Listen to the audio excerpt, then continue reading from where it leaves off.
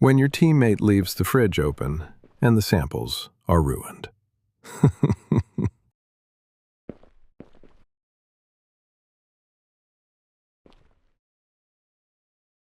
We're here to test the samples, not destroy them.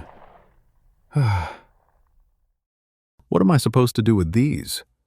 Do any of them even contain a sample? Oh, fantastic. You're holding the one sample you already analyzed. Shame the fridge warmed up. Wait, weren't you supposed to centrifuge that first? That's it. Every sample is ruined now.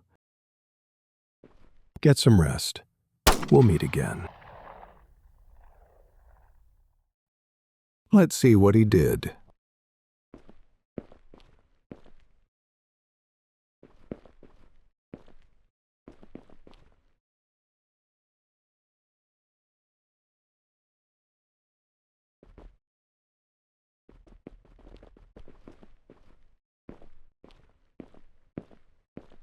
Empty test tubes and one dead sample?